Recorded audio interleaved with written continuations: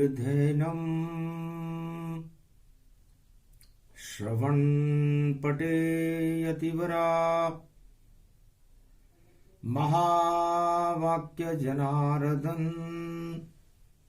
सच्चिदानन्दत्वं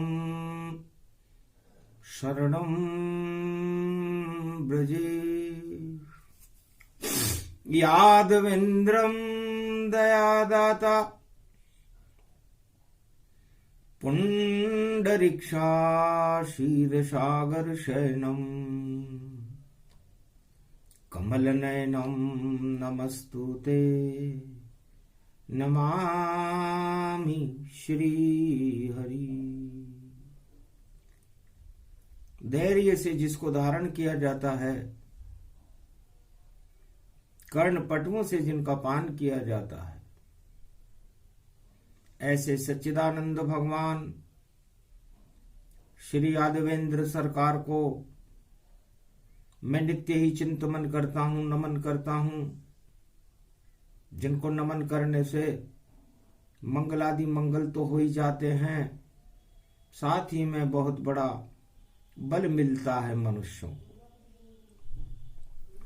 वाणी ब्रह्माणी करो वाणी पर नितवास, राम कथा वर्णन करूं पूर्ण कर्मा आस। शरणागत वत्सल भगवाना, रामेश्वर ये रूप मैं जाना। सागर तट पर श्री रघुराई, और बैठे राम श्रद्धानत माही। सूर्य हुआ प्रकाश जब जब आया मलमास, सूर्य वंश में राम जी पहुंचे गुरु के पास।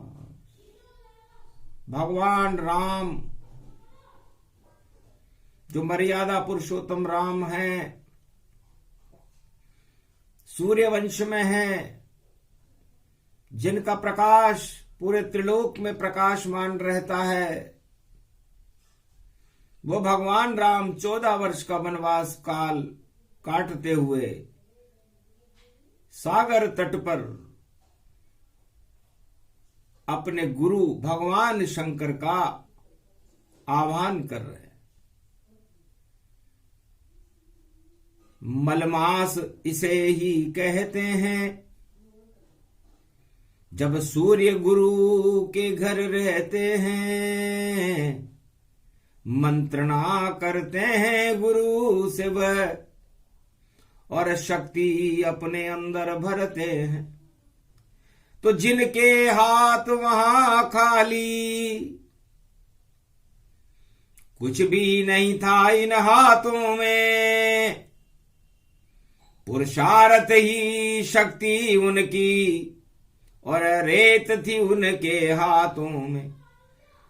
तो दोनों हाथों से सागर की रेत का लिंग बनाए, ज्योतिलिंग वह बन गया, ज्योति गई प्रगटाए। राम के दोनों हाथों के अंदर पूरा त्रिलोक समाया हुआ रहता है। तो भगवान राम ने अपने दोनों खाली हाथों को सागर की रेत से भर लिया। रेखा मतलब रेखा, और त का मतलब तरण तारण करने वाली रेखा। एक शक्ति बनकर प्रकट हुई, और ज्योतिर्लिंग स्वरूप हुआ। मलमास में राम गुरु के घर, और ज्योतिर्लिंग स्वरूप हुआ। तो राम और शिव शक्ति दोनों हो गए एकाकार। गुरु के घर में सूर्य है, और रामेश्वर शक्ति साकार। इस तरह रामेश्वर की स्थापना गुरु की कृपा से, गुरु की आज्ञा से, गुरु की प्रेरणा से दक्षिणाखंड में मलवास के समय भगवान राम ने सारे जगत के दानवता के मल को हटाने के लिए रामेश्वर की स्थापना कर दी। अखंड ब्रह्मम तेजम च प्रतिभूतानि ब्रह्म सत्ये यथा तनग्रयान्ति यन्तं मृत्युयांजनं तम अहं मृत्युंजय तम नमः शिव। ओम नमः शिवाय। हर हर महादेवाय। पशुपति नीलकंठे लंबोदरे कदंतम सर्वत्र विघ्ननाशा त्रिलोचना चंद्रः लीलाटुपटुदे त्रिपुंड तिलकं चतुर्भुजं मुक्तामणि परम प्रसन्न शिव। हर हर महादेवाय। नमस्तुते रामेश्वरम परम बिल्व पत्र रसाय। ओम नमः शिवाय। नमो नमः। मलमास अभी प्रारंभ नहीं और शनिवार की छाया है। भगवान राम ने दक्षिण में और ज्योतिर्लिंग बनाया है। रामेश्वर उसका नाम पड़े पूजन रावण नहीं आया है। पूजा करने आवे रावण तो विजय राम हो पाया है। बड़ा विचित्र योग है। शनिवार का दिन है। कलयुग चल रहा है और दक्षिणाखंड में दानवता के मल को हटाने के लिए भगवान मर्यादा पुरुषोत्तम राम जो सूर्य रूप में है अपने गुरु शिव जी की स्थापना कर रहे हैं। रामेश्वर स्थापना और करी राम ने जाए। सोने की लंका मिट गई और दानवता मिट जाए। तो मलमास बहुत बड़ी शक्ति होती है। आत्मा स्वरूप परमात्मा सूर्य स्वरूप रहते हैं। हर आत्मा में सूर्य का ही प्रकाश रहता है। और जब आत्मा गुरु के गुरुत्वाकर्षण में फंस जाए तो गुरु और सूर्य मिलकर के जीव आत्मा योग बन जाता है। तो उसके अंदर पत्थर में भी प्राण प्रतिष्ठा हो जाती है। इसलिए भगवान राम की आत्मा ने भगवान शिव की गुरुत्वाकर्षण के अंदर एक शक्ति पैदा की जिसे रामेश्वर कहते हैं। गूढ़ गंभीर गिरा ये वाणी सुन लो भारत के सब प्राणी। तो भारत की इस धरती पर दानव कभी न आए। गर दानवतावाद यहां आवे तो स्वयं नष्ट हो जाए। क्योंकि राम और शिव दोनों मिलकर के रामेश्वर हो गए। मतलब भारत में उत्तर से दक्षिण और पूरब से पश्चिम तक केवल भारत की भूमि में राम रह सकते हैं या शिव रह सकते हैं या रामेश्वर ईश्वर की शक्तियां रह सकती हैं। यदि दानव शक्तियों ने भारत में प्रवेश किया तो रामेश्वर की ज्योतिर्लिंग की शक्ति उन भारत के प्रकोप करने वाले को नेश नाबूद कर देती। इसे कहते हैं मलमास।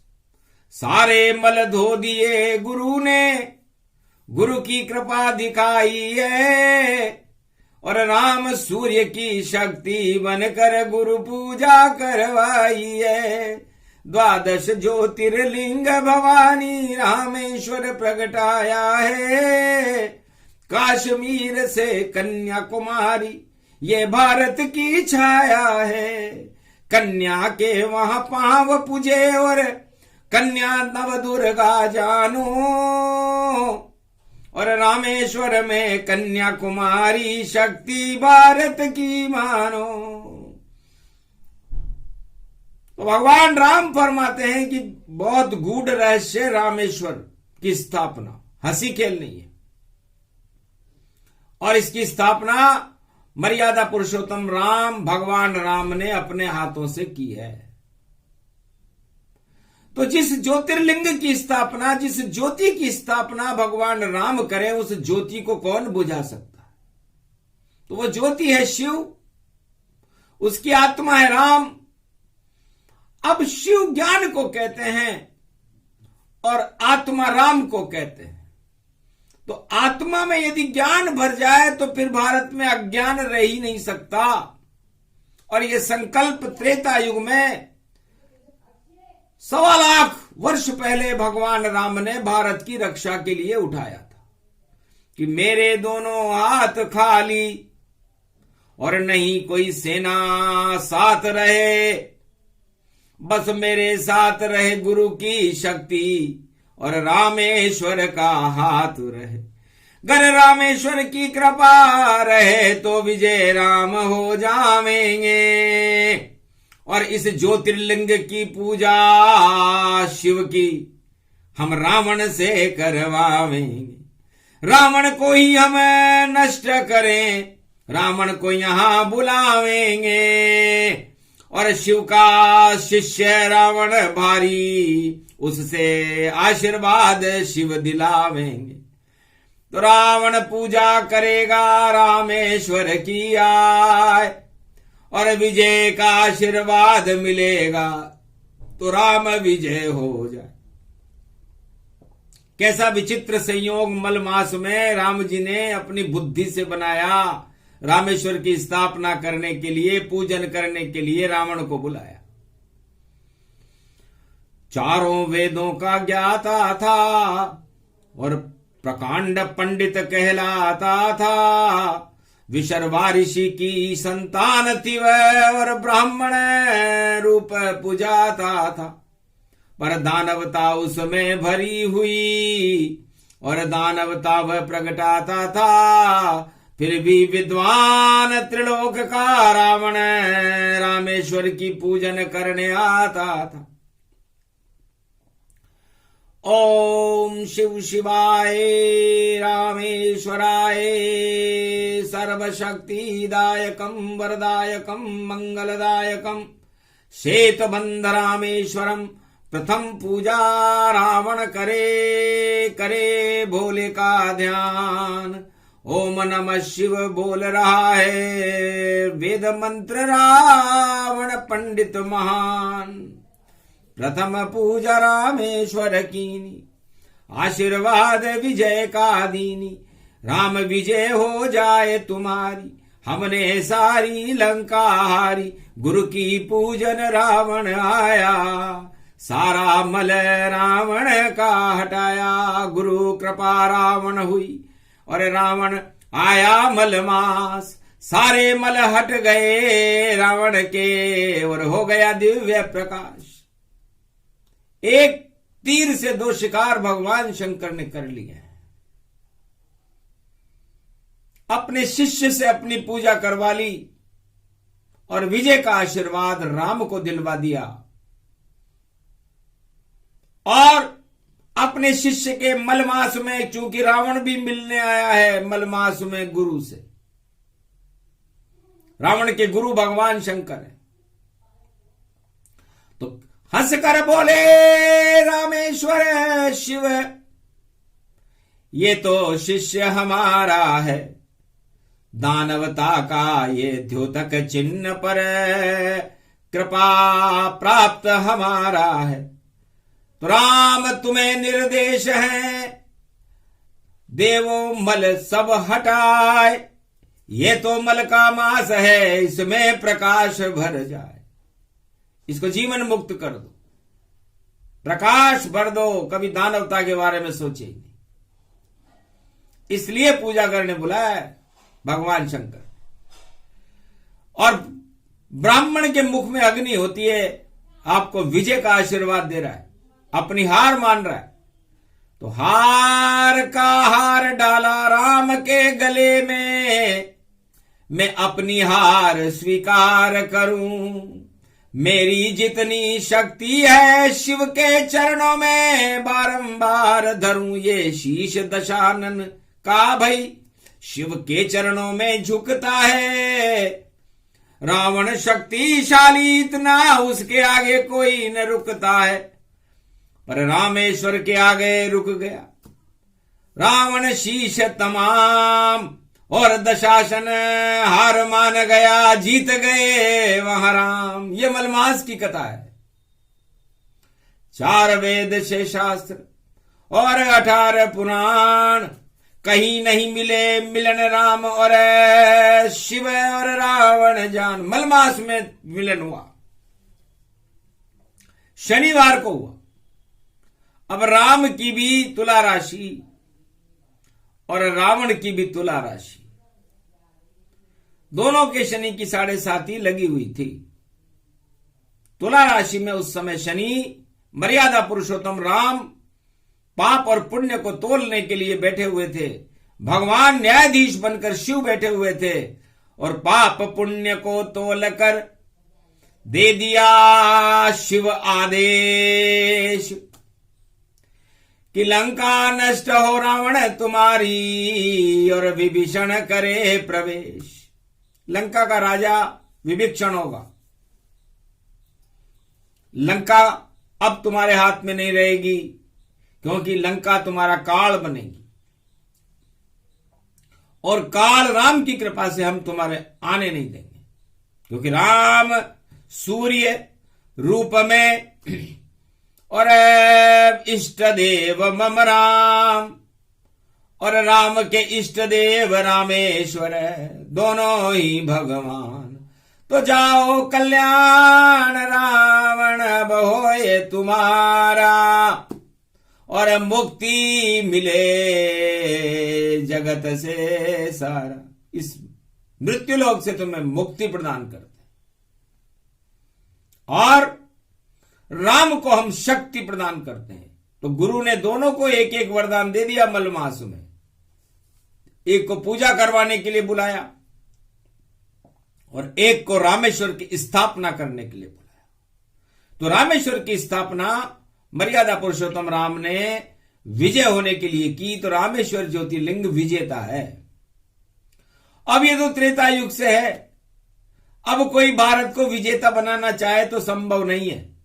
भारत तो चारों युगों में विजेता शिव और राम की कृपा से अपने आप हो जाएगा। और जितने भी दानव शक्तियां, चाहे वो राम को माने या न माने, शिव को माने या न माने, झक मार करके उन्हें मानना पड़ेगा और मानने के बाद उन्हें हार भी माननी पड़ेगी। इसलिए हार जीत का फैसला हुआ रामेश्वर भगवान। रावण लंका हार गया और जीते राम भगवान। तो शनि की चाल उल्टी पड़ गई रावण के ऊपर। कर्म जिसके उल्टे पड़े उल्टी हो जाए चाल और उसका शनि देव की शक्ति से आ जाता है काल। तो रावण का काल आ गया। तुला राशि में शनि होते हुए भी शनि की 7.5 ने उसका काल आ गया और राम धर्म के विजेता बन रहे थे, रामेश्वर की स्थापना कर रहे थे। इसलिए राम विजय के स्वरूप बने। सूर्य का तेज बढ़ा और वो तेज लंका के रावण को और लंका को निस्तेज करके, दानवतावाद को निस्तेज करके भारत में राम का सूर्य उदय हुआ, जिसे राम राज्य कहते हैं। तो राम राज्य का सूर्य मलमास में इसकी योजना बनी और मकर संक्रांति पर राम राज्य के सूर्य का कनक भवन में प्रकाश हुआ। तब से यह परंपरा है कि 6 महीने सूरज उत्तराखंड में कनक भवन में रहता है। अयोध्या में है कनक भवन। और 6 महीने सूरज लंका भवन में रहता है, जिसे दक्षिणाखंड कहते हैं। बस शिव जी ने कहा, राम अब तुम और सूर्य तुम्हारी चाल चले। 6 महीने उत्तरायण सूर्य रहे, 6 महीने दक्षिण काल चले। तो 6 महीने सूरज दक्षिणाखंड में रहता है, कर्क राशि से धनु राशि तक। और मकर राशि से और मिथुन राशि तक सूर्य उत्तरायण रहता है। तो उत्तर दक्षिण हो गए और सूरज की ये चाल। और दक्षिण में जब सूरज आवे दानवता का काल। तो जब भी सूर्य दक्षिण में जाएगा, संसार में जितनी भी दानवता है जो भारत का विरोध करते हैं, उनका काल अपने आप हर वर्ष आ जाता है।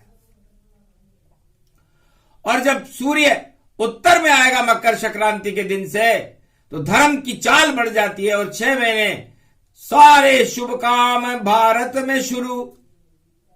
शुभता भारत की बढ़ जाती, और जब कनक भवन सूरज आवे तो दानवता सब मिट जाती। तो संधि काल में फंसे हुए हैं शिव और राम भगवान, यही गुरु का ज्ञान है ये मलमासों गति जान। ये मलमास में दोनों गुरु और सूर्य, आत्मा और परमात्मा मंत्रणा करते हैं मलमास में कि हम कैसी चाल चलेंगे मकर संक्रांति, और काल किसका आएगा ये इसे मलमास कहते हैं। इसलिए जो मल की तरफ रहेंगे उनका काल आएगा, और जो छल की तरफ रहेंगे उनका काल आएगा, जो बल की तरफ रहेंगे उनका काल आएगा, और जो निर्मल रहेंगे उनका प्रकाश होगा। तो निर्मल जन मन सो मोहि पावा, और मोहि छल छिद्र कपट नहीं भावा, और ज्ञान सुनावे श्री भगवाना, और ये रामेश्वर की स्थापना। तो रामेश्वर स्थापना और दक्षिण खंड में होय, खंड खंड लंका हुई और अखंड भारत होय। तो रामेश्वर की स्थापना भगवान मर्यादा पुरुषोत्तम राम ने अखंड भारत चारों युगों में रहे इसलिए की है। इसलिए ये 12वां ज्योतिर्लिंग है, और 12 कला के अवतार राम जी हैं। तो राम और शिव की पूरी शक्ति इस ज्योतिर्लिंग में रहती है, और ये ज्योतिर्लिंग चाहता है कि कोई उत्तराखंड की गंगा ला करके इसके ऊपर चढ़ाए। तो गंगा जल जय अर्पण करही, मनोकामना सिद्ध वह करही।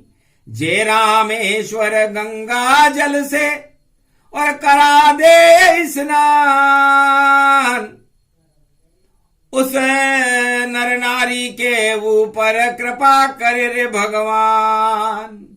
क्योंकि लंका में गंगा जल नहीं था, रावण चूक गया, तो भगवान राम ने रामेश्वर के अंदर ही 32 कुंड पैदा कर दिए। दृष्टि गई जब शिव जी की और दोनों दृष्टि अपार, कुंड वहां बन गए अपने आप और गंगा जल साकार। गंगा का अमृत झरने लगा। आज भी रामेश्वर के मंदिर के अंदर कुंड मौजूद है। गंगा जमुना सरस्वती 108 गंगाओं का जल उन कुंडों में आज भी आता है। और यदि जो व्यक्ति रामेश्वर के दर्शन करता है, किसी भी महीने में करे, श्रावण में करे, अघन में करे, मलमास में करे, मकर संक्रांति पर करे, कैसे भी करे, और उन कुंडों के जल को अपने ऊपर प्राप्त कर ले तो सारे पाप ही समाप्त हो जाते। अद्भुत चरित्र वाणी ने गाया, रामेश्वर ये कल्प सुनाया। भारत में सुने जो भी नर नारी, राम और शिव की कृपा मिले सारी। सारे पाप हटा दे वाणी, सुन लो भारत के सब प्राणी। रामेश्वर ये कल्प सुनाया, 4 वेद में नहीं बतलाया। जे रामेश्वर पूजा करही, मन वांछित सिद्धि अवरही। इस कारण रामेश्वर जाना, और पूजा करे राम भगवाना। यह स्थापना गौरवशाली, और इसकी शक्ति उमा महाकाली। महाकाल कालों के काल और महाकाली शक्ति बड़ी अपार, और राम ने कर दिए रामेश्वर साकार। और देखो विचित्र घटना पार, बड़ी विचित्र घटना है रामेश्वर की स्थापना। सारे ज्योतिर्लिंग अपने आप प्रकट हो गए। हनुमान जी एकादश रुद्र में हनुमान बनकर प्रकट हो गए, लेकिन एक ही ज्योतिर्लिंग है रामेश्वर, जिसकी स्थापना भगवान राम ने भारत में राम राज्य की स्थापना करने के लिए की है। तो जब भी कोई भारत का चक्रवर्ती सम्राट कल की भगवान रामेश्वर के दर्शन करने जाए और रामेश्वर के मंदिर में जाकर अपना शीश झुकाए तो समझ लेना कलयुग का चक्रवर्ती सम्राट होगा। और 11 ज्योतिर्लिंगों पे तो सारे सम्राट जाते हैं, चाहे वो केदारनाथ हो, चाहे वो सोमनाथ हो, चाहे वो महाकाल हो, या कोई भी भीमाशंकर हो, काशी विश्वनाथ हो, वो एक अलग बात है। लेकिन रामेश्वर के दरवाजे पर जो सम्राट कलयुग जावे वह चक्रवर्ती बन जावेगा और आशीर्वाद उसे मिल जावे। तो दक्षिण खंड की सबसे बड़ी शक्ति रामेश्वर भगवान, और मलमास में गुरु और शिष्य सभी और करो रामेश्वर ध्यान। गुप्त से गुप्त लुप्त अति राखा, रामेश्वर ये कल्प नहीं भाका। सुरसित तिरिया सब दे डाले, पर रामेश्वर कल्प नहीं देन विचारे। सुर दे दे, सिद्ध दे दे, तिरिया दे दे, राज दे दे, पाठ दे दे, धन धाम दे दे, लेकिन मूर्खों को रामेश्वर कल्प नहीं सुनाना चाहिए। क्योंकि कुपात्रम भवती न ज्ञान तत्वा, यदि आप किसी फूटे जल पात्र में गंगा जल भर दोगे तो गंगा जल उसमें से नीचे बह जाएगा और वो कीचड़ बन जाएगा। इसलिए रामेश्वर कल्प लंका में केवल रावण ने सुना था, 1.25 लाख नातिनों नहीं सुना, वरना लंका विजय नहीं हो पाती। रामेश्वर कल्प सुना विभीषण और कल्प सुना रे हनुमान। नल नील और वानर ने सुना तो सागर बंधन जान। सागर को भी बांध दिया था, इतनी शक्ति थी रामेश्वर कल्प में। गुप्त से गुप्त विचित्र कहानी, और बोले राम बोल रहे वाणी। मर्यादा पुरुषोत्तम राम की वाणी जब आती है क्यों तो बड़ी विचित्र होती है। समुद्र को, सागर को भी जो बांध दे, सागर भी बंधता है क्या? पर त्रिलोकाधिपति मर्यादा पुरुषोत्तम राम ने कहा कि ऐसी कौन सी असंभव चीज है जिसे मैं नहीं बांध सकता। जब मैं पूरे त्रिलोक ही मेरे बंधन में रहता है, मेरी आत्मा से जुड़ा हुआ रहता है, तो सागर छोटा जानिए और बड़े राम भगवान, और पत्थर शिव को मानिए और तेरेंगे गति जान। ये भगवान शिव एक पाषाण स्वरूप में ज्योतिर्लिंग है, इसलिए जाओ इनकी ज्योति से तिरे और तेरे सब पाषाण नल और नील बना दो भैया सेतु राम महान। तो रामेश्वर की सेतु की स्थापना नल और नील नाम के 2 बंदरों ने की थी। मातंग ऋषि के शिष्य थे, पंपापुर में रहते थे। शबरी आश्रम, शबरी उनकी शिष्या थी, जो बोर खिला गई झूठा देखो और कितना प्रेम दिखाया है। और मर्यादा पुरुषोत्तम राम ने झूठा बैर शबरी का खाया है। मातंग ऋषि की माया है जो राम को वहां बुलाया है। अपनी शिष्या शबरी से देखो झूठा बोर खिलाया है। क्या मतलब है इसका? हे राम, मुझे झूठ से नफरत है, ये झूठा बोर मैं तुम्हें खिला रही हूं। जो भी झूठा व्यक्ति तुम्हारे सामने आए, असत्य तुम्हारे सामने आए, तो उसे नष्ट कर देना।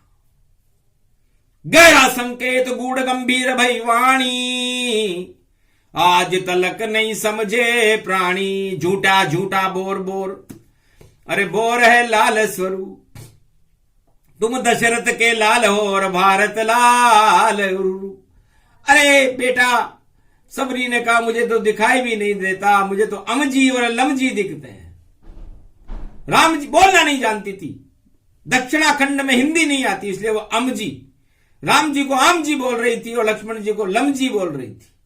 तो लमजी और अमजी, इसमें कोई जनता नहीं समझी तो समझा देते हैं अब वाणी में स्वयं राम।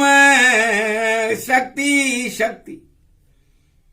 तब राम ने कहा मां चिंता मत करो, ये अमजी जो भी झूठा व्यक्ति उनके सामने आएगा उसकी लमजी बना देंगे, कलौंजी बना देंगे उसकी, और सत्य असत्य को ही नष्ट कर दूंगा। ये तेरा संकल्प है, इसे मैं स्वीकार करता हूं। और लक्ष्मण ने फेंक दिया रे लमजी, संजीवनी सत्य का रूप बना। जब वीर घातनी लगी लक्ष्मण तो जीवन रूप बोर बना। बड़ी शक्ति है रामेश्वर में, मातंग कल्प में गाया है। जितने आतंक हैं दुनिया में उसको मातंग हटाया है। तो मातंग ऋषि का नाम लेने से ये आतंक हट जाते हैं, बड़े बड़े तूफान हट जाते हैं। तो ये मंडोस तूफान तो मातंग ऋषि के नाम से ही घबरा गया।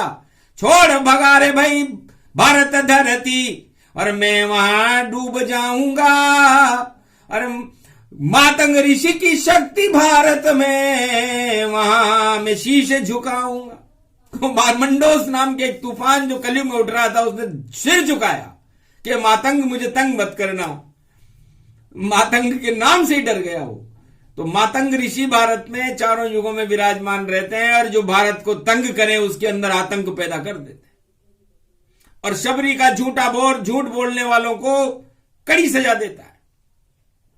और रामेश्वर ज्योतिर्लिंग से टकराने वाला कभी विजेता बन ही नहीं सकता। तो कितनी बड़ी बड़ी शक्तियां, और नहीं राम का नाम, और बिना राम के भी शक्ति से भारत है भरा तमाम।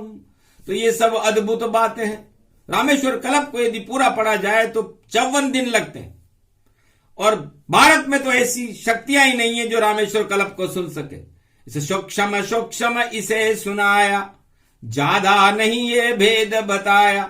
सुने सुनाए जो ये प्राणी, और कृपा राम शिव की हो जानी। तो राम और शिव की कृपा प्राप्त करने के लिए भारत में आज राम और शिव की कृपा को हम भारत में प्रदान कर रहे हैं, कलयुग में कर रहे हैं। इसलिए कलयुग में जो भी राजा भारत का बने या जो भी भारत का नेतृत्व करे, उसे राम और शिव को मानना चाहिए, और राम और शिव जैसे कार्य करना चाहिए। यदि उसने रावण जैसे कार्य किए तो फिर पता नहीं चल पावेगा वह राजा कहां फिर जावेगा, और सत्ता उसकी हट जावेगी, फिर सत्ता पे नहीं रह पावेगा। इसलिए भारत की सत्ता पर और राम और शिव जैसे काम करो, और भारत का नाम ऊंचा करो, नाम नहीं बदनाम करो। ये तो जगत गुरु भारत भैया, ये भवन विष्णु का होता है। जहां राम और शिव की शक्ति होती, पूरा भारत रामेश्वर होता है। तो पूरा भारत ही रामेश्वर है, तो यहां पर कामेश्वर कैसे आ सकते हैं? तो भारत की सत्ता में कोई भी आए, किसी भी युग में आए, चाहे वो किसी भी धर्म और जाति का है, वो राम और शिव की कृपा के बिना उस सिंहासन पर बैठ नहीं सकता। ये भगवान ने भविष्य बताया। चाहे वो कितना भी कुकर्मी हो, अधर्मी हो, कैसा भी हो, लेकिन भगवान राम और शिव की आज्ञा के बिना इस सत्ता को कोई छू भी नहीं सकता। अति गुप्त बात रामेश्वर ने और कलयुग देई बताए। जो भी राजा बने भारत का, वो राम और शिव ही गाए। तो राम और शिव की कृपा के बिना वो सत्ता नहीं चला सकता। इसलिए जोड़ तोड़ बेकार है, भ्रष्टाचार बेकार, अपना भला न कीजिए जो भी हो सरकार। राम भला ही जानिए, भले भलाई जान, सारी प्रजा की भलाई कर गए श्री राम भगवान। देहिक देविक भौतिक तापा, राम राज काहू नहीं व्यापा। तो राम राज्य में कोई भी संकट भारत पर नहीं थे। तो संविधान नहीं, राम के आचरणों को देखो। भारत का कोई भी राजा किसी भी युग में बने, उसे देखना चाहिए कि यहाँ के असली राजा राम और शिव हैं, और वो देहिक देविक और भौतिक ताप को उन्होंने सारे भारत से नष्ट कर दिया था। तो हम भी वैसा ही करें। यदि आप भी वैसी उत्पत्ति चिन्हों पर चले और वैसा ही किया तो राम से कम नहीं माने जाओगे, और नहीं तो राम का उल्टा मरा हो जाता है, तो फिर मरे मराए हो। इसलिए मरे मराए ही रहो, और नहीं तुम्हारा नाम। जितने पुण्य तुम्हारे हैं उतने दिन कर लो काम, पर चिन्हों पर अगर राम चले तो बचे ज्यादा सरकार।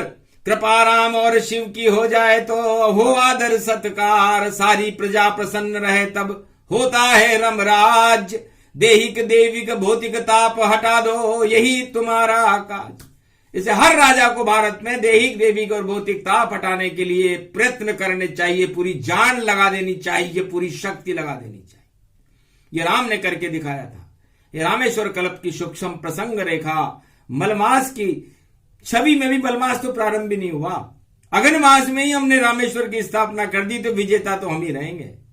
इससे भारत त्रिलोक में और सारे संसार का विजेता है, विजेता रहेगा, क्योंकि यहां पर गुरु का ज्ञान रहता है और ज्ञान कभी नहीं मरता। सरकार मर जाती है, सत्ता मर जाती है, राजा मर जाता है, लेकिन ज्ञान को कभी मरते हुए नहीं देखा हुआ, और अज्ञान हर समय मरता है।